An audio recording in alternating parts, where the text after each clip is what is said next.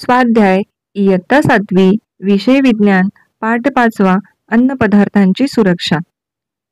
प्रश्न पहिला. दिलेल्या पर्यायांपैकी योग्य पर्याय निवडून विधाने पूर्ण करा. अ. शेतीतील धान्य प्रखर सूर्यप्रकाशात सुकवणे याला निर्जलीकरण असे म्हणतात. आ. दूध व तत्सम पदार्थ विशिष्ट तापमानापर्यंत तापवून ताबडतोब थंड करतात. अन्नपदार्थाच्या या परीक्षणाच्या पद्धतीला पाश्चरीकरण असे म्हणतात. इ. मीठ हे नैसर्गिक परिरक्षक आहे. इ. व्हिनेगर हे रासायनिक परिरक्षक आहे. 2. खालील प्रश्नांची तुमच्या शब्दात उत्तरे लिहा. अ. दुधाचे पाश्चरीकरण कसे करतात? उत्तर. पाश्चरीकरण पद्धतीने दूध 80°C तापमानापर्यंत 15 मिनिटे तापविले जाते. नंतर ताबडतोब ते थंड केले जाते. यामुळे दुधातील सूक्ष्मजीवांचा नाश होऊन दूध दीर्घकाळ टिकते. आ. भेसळयुक्त अन्नपदार्थ का खाऊ नयेत? उत्तर. भेसळयुक्त अन्नामुळे खाणाऱ्यांच्या आरोग्याला धोका पोहोचतो. अन्नातील वेगवेगळ्या भेसळीचे परिणाम शरीरावर होतात. पोटाचे आजार किंवा विषबाधा होऊ शकते. दीर्घकाळापर्यंत भेसळयुक्त अन्न खाल्ल्याने शरीरातील महत्त्वाच्या अवयवांच्या कार्यांवर विपरीत परिणाम होतो. तसेच कॅन्सरसारखे रोग होण्याचा धोका संभावतो. इ. घरातील अन्न सुरक्षित राहण्यासाठी तुमचे आई बाबा काय काळजी घेतात? उत्तर.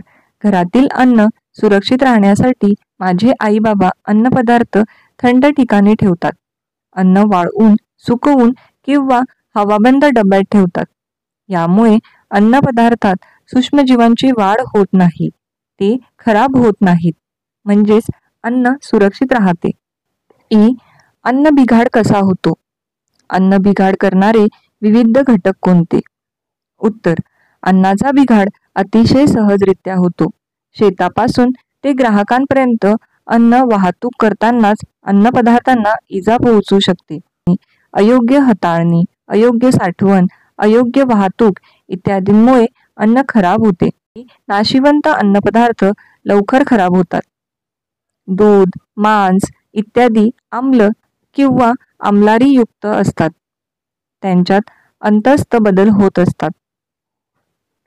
रासायनिक प्रक्रिया होऊन अन्नपदार्थ बिघडतात. काही अन्नपदार्थांचा धातूशी संपर्क झाल्यास अशा प्रक्रिया होतात. हवा, पाणी, जमीन यांमधील सूक्ष्मजीव किंवा परिसरातील कीटक अन्नांमध्ये प्रवेश करतात. त्यामुळे अन्न बिघाड होते.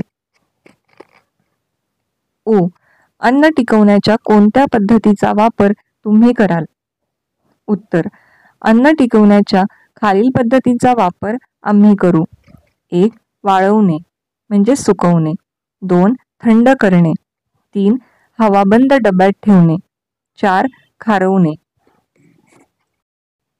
3. काय करावे बरं? अ.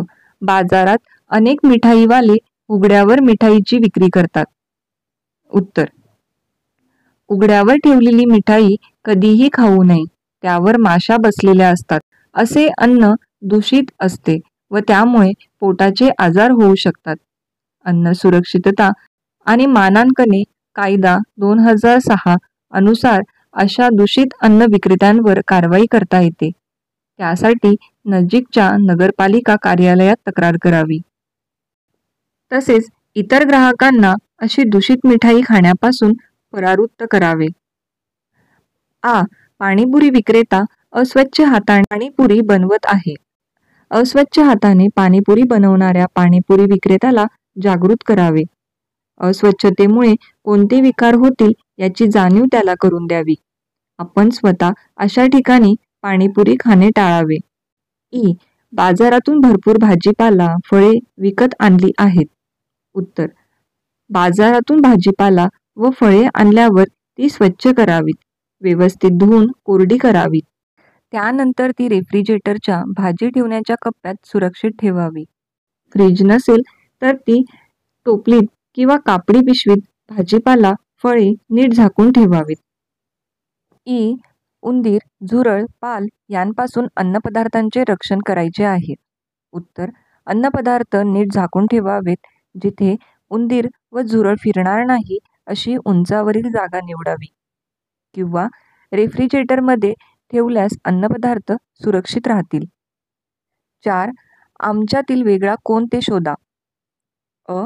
मीठ, व्हिनेगर, सायट्रिक आम्ल, सोडियम बेन्झोएट. उत्तर, मीठ. आ. लाखीची डाळ, विटांची भुकटी, मेटेनिल येल्लो, हळद पावडर. उत्तर, हळद पावडर. इ. केळी, सफरचंद, पेरू, बदाम.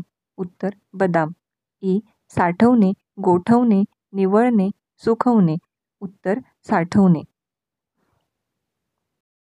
खालील तक्ता पूर्ण करा. क्रमांक, पदार्थ, भेसळ. 1. हळद पावडर, मेटॅनिल येल्लो. 2. मिरी, भेसळ, पपईच्या बिया. 3. पदार्थ रवा, भेसळ, लोह किस. 4. मध, भेसळ, गुळाचे पाणी. 6. असे का घडते ते लिहून त्यावर काय उपाय करता येतील ते सांगा. अ. गुणात्मक अन्न नासाडी होत आहे. उत्तर, अन्नाच्या गुणात किंवा दर्जात नाश होऊन घट होणे म्हणजे अन्नाची गुणात्मक नासाडी होणे. पुढील कारणांनी अन्नाची गुणात्मक नासाडी होते. 1. अन्न सुरक्षितेच्या चुकीच्या पद्धती वापरून अन्न रक्षण करणे. 2. परिरक्षकाच्या प्रमाणाबाहेर म्हणजेच अतिरेकी वापर करणे. 3. चुकीच्या स्वयंपाक पद्धती जसे अन्न अतिशिजवणे, भाज्या चिरून नंतर धुणे. 4. अन्न तयार होऊन ते ग्राहकांपर्यंत पोहोचण्यास लागणाऱ्या वेळेचा अंदाज चुकणे. 5. द्राक्षे, आंबे अशा नाशवंत फळांची अयोग्य हाताळणी करणे. गुणात्मक अन्न नासाडी होत आहे त्यावरील उपाय. 1. ज्या कारणांनी अशी गुणात्मक अन्न नासाडी होते ती कारणे प्रथम शोधून काढावीत. 2. जर स्वयंपाकघरात चुकीच्या पद्धतीने अन्न शिजवणे किंवा अन्नाची साठवणूक होत असेल तर ती थांबवली पाहिजे. 3. बाजारातून फळे, भाज्या आणताना त्यांची हाताळणी सुयोग्यरित्या केली पाहिजे. आ. शिजवलेला भात कच्चा लागत आहे कारण भात शिजवताना त्यामध्ये पुरेसे पाणी टाकले नसेल किंवा तो पूर्णतः शिजला नसेल. त्यावरील उपाय, अशा भाताला पुन्हा वाफ द्यावी, पाणी टाकून परत शिजवावे. इ. बाजारातून आणलेला गहू थोडा ओलसर आहे कारण बाजारातून आणलेला गहू योग्य पद्धतीने साठवलेला नसला की तो दमट आणि ओलसर होऊ शकतो. पावसाळी वातावरणात असे बऱ्याच वेळा होऊ शकते. आपण बाजारातून आणताना देखील त्याला ओल लागलेली असू शकते. त्यावरील उपाय, गहू उन्हात वाळत घालावा.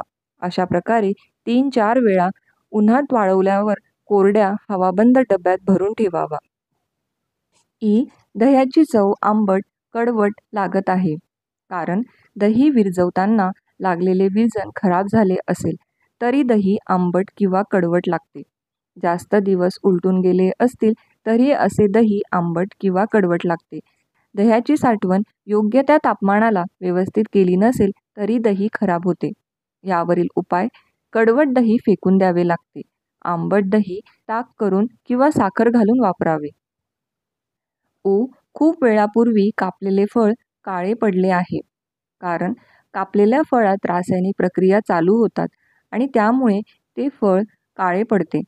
यावरील उपाय, कापल्याबरोबर लगेच अशी फळे बंद डब्यात झाकून ठेवावी. त्या फोड्यांना हलकासा मिठाचा किंवा साखरेचा थर लावल्यास फळ काळे पडण्याचे प्रमाण कमी होते. 7. कारणे लिहा. 1. 5 अंश सेल्सिअस तापमानाला अन्नपदार्थ सुरक्षित राहतात. उत्तर, थंड तापमानात जैविक प्रक्रिया होत नाहीत. जीवाणू, बुरशी असे उपद्रवी सूक्ष्मजीव अन्नावर परिणाम करू शकत नाहीत. म्हणून अन्नपदार्थ 5 अंश सेल्सिअस तापमानाला सुरक्षित राहतात. 2. सध्या मोठ्या समारंभात बुफे पद्धतीचा वापर करतात कारण बुफे पद्धतीत आपल्याला हवे तितके जेवण प्लेटमध्ये घ्यायचे असते. अन्नाचा अपव्यय होऊ नये म्हणून ही पद्धत सुरू करण्यात आली असावी. पारंपरिक पंगतीच्या भोजनात आग्रह करून अन्नाची नासाडी केली जाते म्हणून सध्या मोठ्या समारंभात बुफे पद्धतीचा वापर करतात.